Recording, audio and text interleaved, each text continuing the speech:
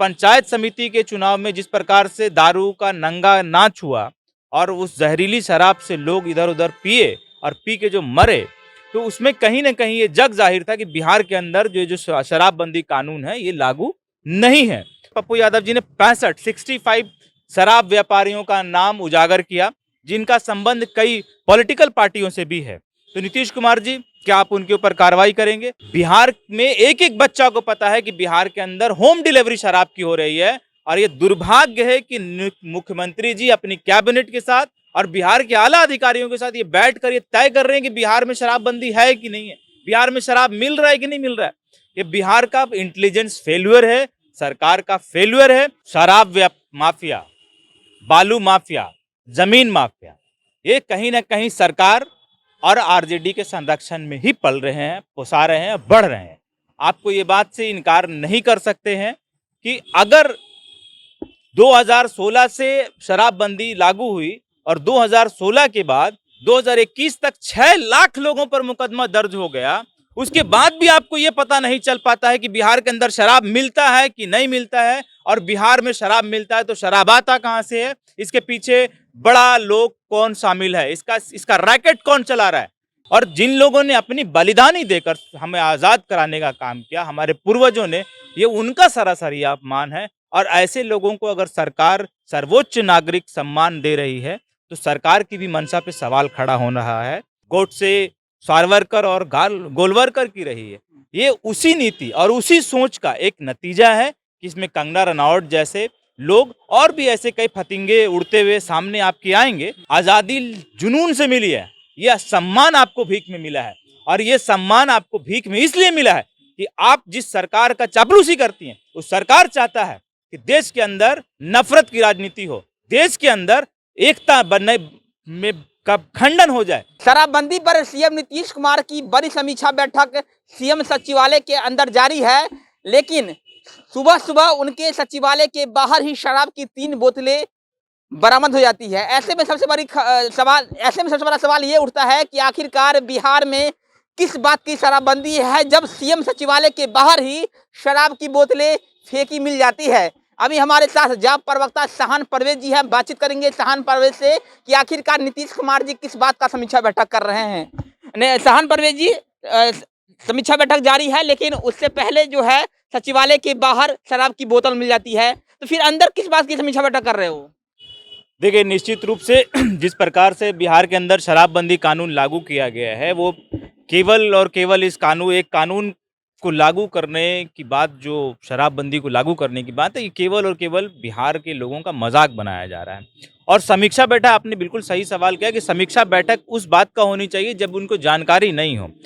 अभी आपने देखा होगा कि बिहार के अंदर पंचायत समिति चुनाव के कारण हमारे नेता माननीय पप्पू यादव जी ने भी इस बात को प्रमुखता से रखा कि पंचायत समिति चुनाव के कारण और पंचायत समिति के चुनाव में जिस प्रकार से दारू का नंगा नाच हुआ और उस जहरीली शराब से लोग इधर उधर पिए और पी के जो मरे, तो उसमें कहीं ना कहीं ये जग जाहिर था कि बिहार के अंदर जो जो शराबबंदी कानून है ये लागू नहीं है।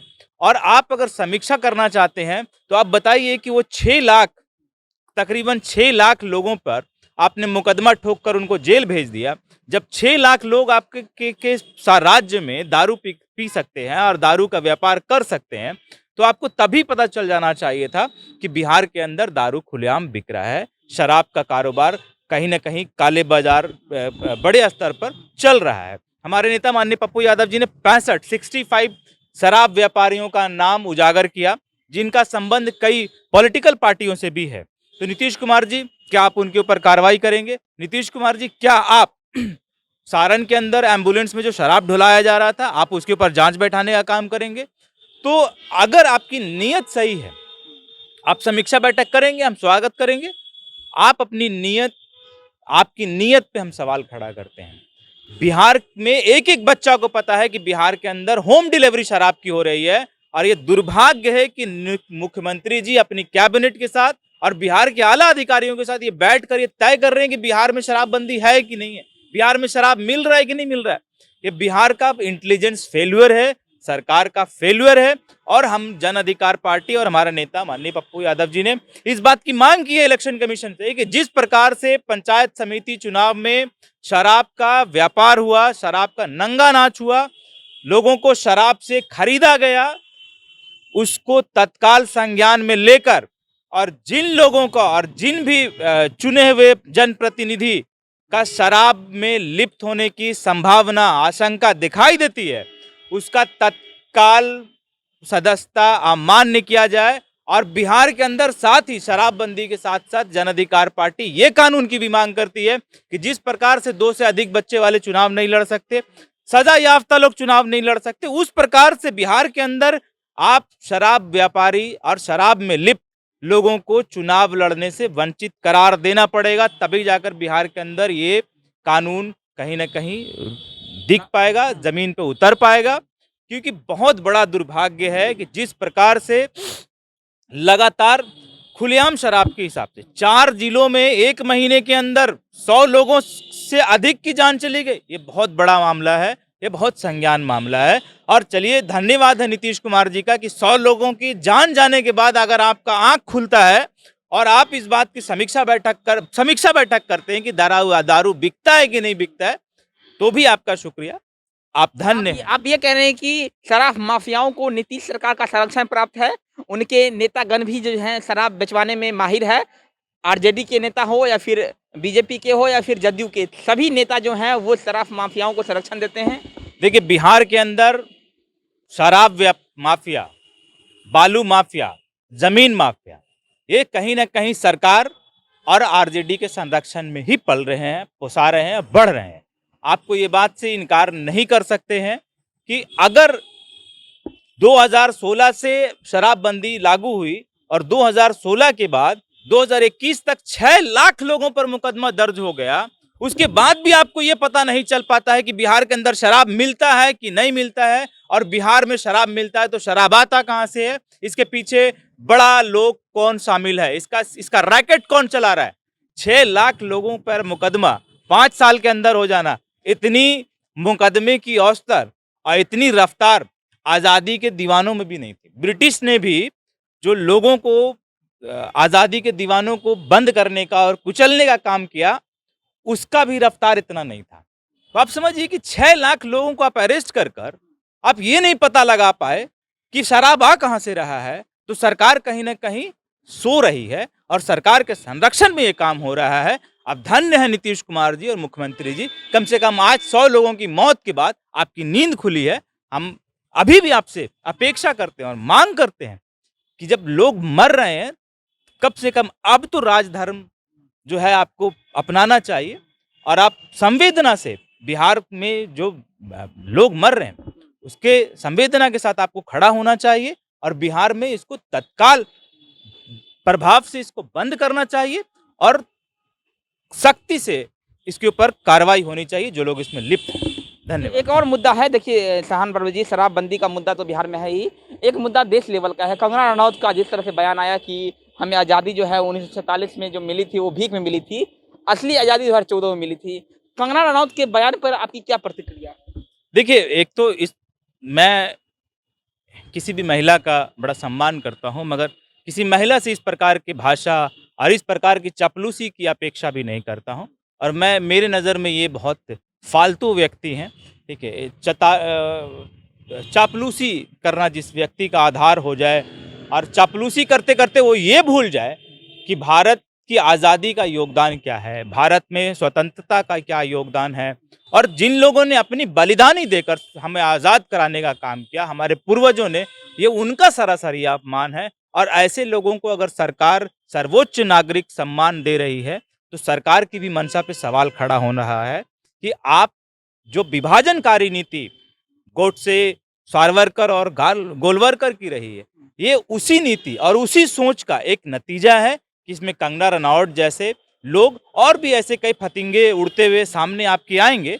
और इसको कहीं ना कहीं भाजपा के सरकार की संरक्षण प्राप्त है और भाजपा की सरकार स्वयं ऐसा चाहती है। आप समझिए कि एक और दुर्भाग्य की बात कि जो व्यक्ति स्वतंत्रता पर सवाल खड़ा कर रहा हो उसको सर्वोच्च नागरिक सम्मान। आप ये सवाल आप ले लीजिए कि अगर कंगना रनौत की जगह पे आज़ादी के ऊपर सवाल शहान परवेज या कोई एक मुसलमान ने खड़ा किया होता, तो देश का प्रतिक्रिया और आपका प्रतिक्रिया क्या होता? तो देश सबके लिए बराबर होना चाहिए।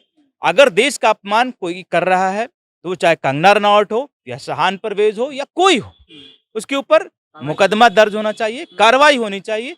और आप एक समझ लीजिए कि आज 15 नवंबर को गोडसे का जो लोग जन्मदिन मना रहे हैं और गांधी के गुजरात में गोडसे की प्रतिमा लगाई जा रही है, ऑस्ट्रेलिया में गांधी की प्रतिमा को तोड़ा जा रहा है, ये कौन लोग हैं?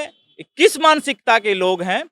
और जब गांधी के गुजरात के अंदर अगर गोडसे की प्रतिमा लगाई जाएगी, तो हमारे जैसा गांधीवादी हमेशा इस विरोध पर खड़ा होगा और मैं गोडसे की प्रतिमा का खंडन करूंगा, आगे भी करूंगा।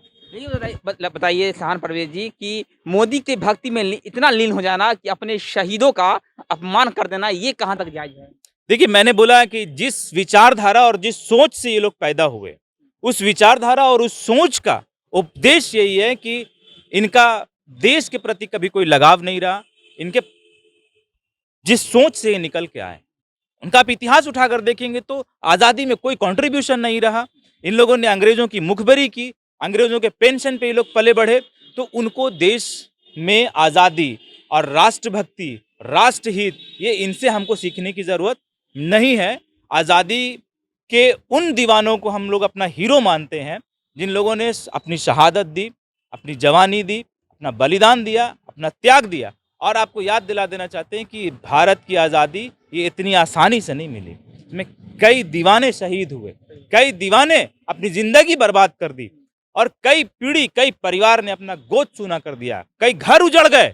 और उसके बाद कहते हैं कि आज़ादी भीख में मिली। कंगना जी, आज़ादी भीख में नहीं मिली है, आज़ादी जुनून से मिली है। यह सम्मान आपको भीख में मिला है और ये सम्मान आपको भीख में इसलिए मिला है कि आप जिस सरकार का चापलूसी करती हैं, उस सरकार चाहता है कि देश के अंदर नफरत की राजनीति हो, देश के अंदर एकता बनने में का खंडन हो जाए, आपस में देश के एक दूसरे नागरिक एक दूसरे से लड़ें, एक दूसरे में मरें। और ये उसी सोच का समर्थन करते हुए इनको देश का सर्वोच्च सम्मान मिलना ये देश के लिए दुर्भाग्य है। चलिए ठीक है, ये थे हमारे साथ जाप प्रवक्ता शहान परवेज जी। और जिस तरह से सीएम सचिवालय के बाहर शराब की बरामदगी हुई है, शराब की खाली बोतलें मिली है, और दूसरी तरफ जिस तरह से कंगना रनौत ने बयान दिया था, उन पर क्या कुछ कह रहे थे शहान परवेज जी, आपने सुना। आगे तमाम खबरों के लिए बने रहिए। मेरा नाम वरुण झा है, आप जनता जंक्शन देख रहे थे। बहुत बहुत धन्यवाद।